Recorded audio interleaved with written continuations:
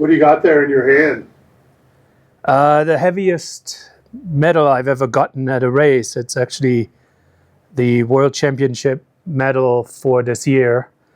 Luckily, I got that after the finish line because I'm pretty sure if I would have gotten it on the finish line, I would have face planted. It is larger than all the other ones. It's heavier, and it took probably a lot more fighting to get that over the last year.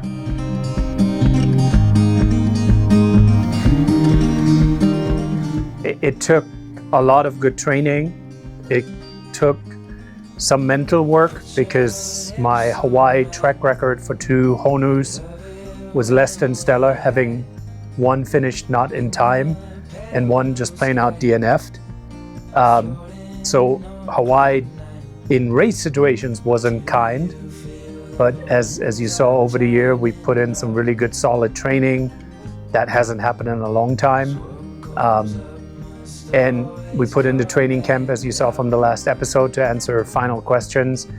And then on race day, it took a lot, mainly because the bike was slower than I wanted, and I knew that I had to make it up to a degree on the run, or at least make the run fairly good to make sure I get that medal and earn the right to have that medal.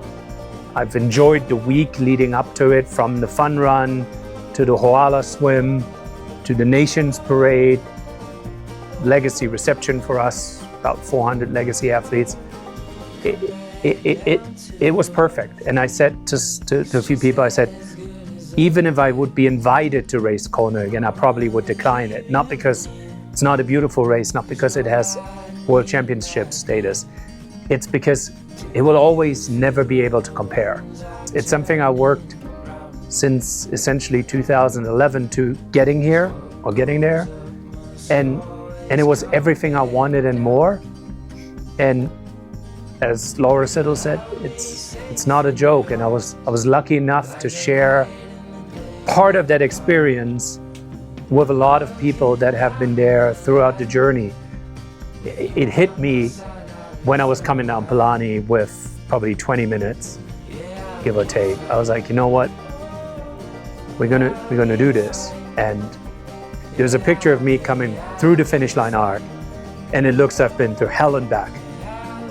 And that was pretty much coming up that last ramp. And then the next picture that I had was me smiling and seeing what I accomplished. And that switch went like this. There were maybe 3 steps between those 2 pictures. And so it wasn't a gimme, and it took a long time for me to get to the point where I knew we're gonna get that medal, we're gonna get the finisher shirt, the finisher towel, and all that stuff that comes with it. And then I come through the finish line, and Paul Kay is there, and you know, you hear the words, "You're an Ironman." And then I met Patrick Lange, who coincidentally was the first German to cross the finish line and world champion. And I think that's a wonderful tradition for people to come back. And then I found out later I was the last German to cross said finish line, not the last finisher, but the last German. So it was an interesting meeting. I got laid, and I congratulated, and we chatted a short moment. And then there was suddenly, everyone was there. I mean, Bill and Louise, Mark, Ezra, and then my mother. You guys were there. People from Ironman, like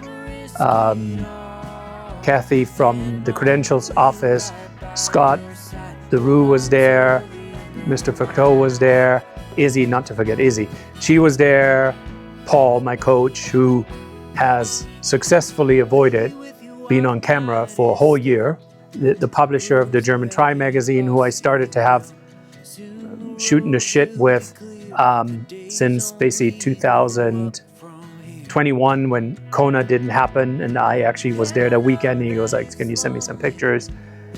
And then coincidentally, it turns out Jan Frodeno came down, and so I couldn't have scripted a different end to this chapter, right? Not the end of the journey, because there will be new stuff, new challenges, new adventures, but for that chapter, from the morning of the race, seeing everyone I loved, seeing Bill, Louise, Mark from the swim chute, swimming, meeting dolphins right at the turnaround, coming out in a time that neither my coach nor I thought was a possible time, having an amazingly fast transition compared to all the other transitions I've ever done in my life for Ironman. It just was, I couldn't have scripted a better day.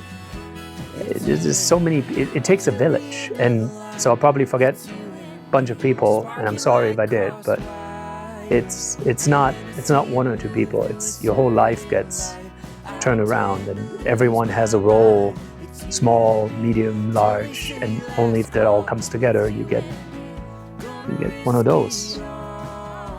It's one of those things I'll never will forget, and it's a highlight of my life.